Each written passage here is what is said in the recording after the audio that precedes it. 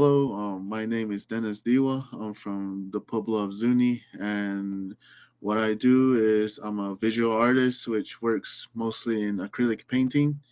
And what I usually do from day to day is usually I take care of my family. Go out into my garden and do things out there, and then get inspired by nature, so I can come back and put it on into my artwork.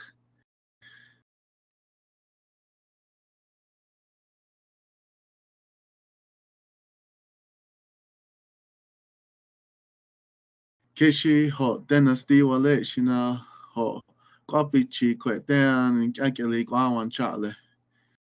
That will just clarify who I am and where I come from, and naming my clans, which would be first would be the Crow clan, and then after that will be the Eagle clan, which who I'm born for. How do you define beauty?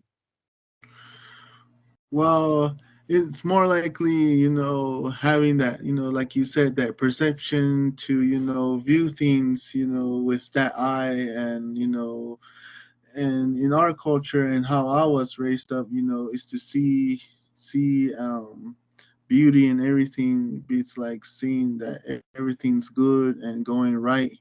Um, and it's always, it comes from, I guess, growing with my grandmother. She would say that, this thing's beautiful, and when I would look at it, it's like the most colorful thing, with like like it would be a most beautiful thing, like for pottery, for instance.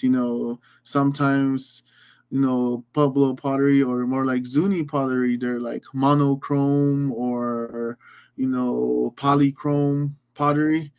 And if you look at it, sometimes they don't look that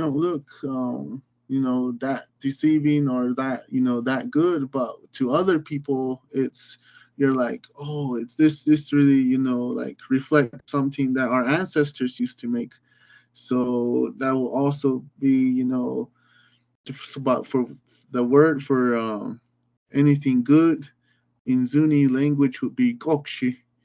And then they'll go down to, that those words, like there's kokshi, meaning good, and tehya, meaning, valuable. And it's all that, those two words that usually, make me realize that, the perception of things, some things are beautiful, and are also valuable too. And then it holds a lot of spiritual weight, when you say that something is valuable.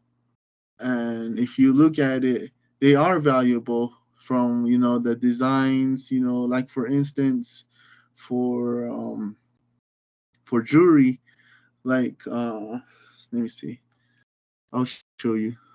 Uh, See, for something like this,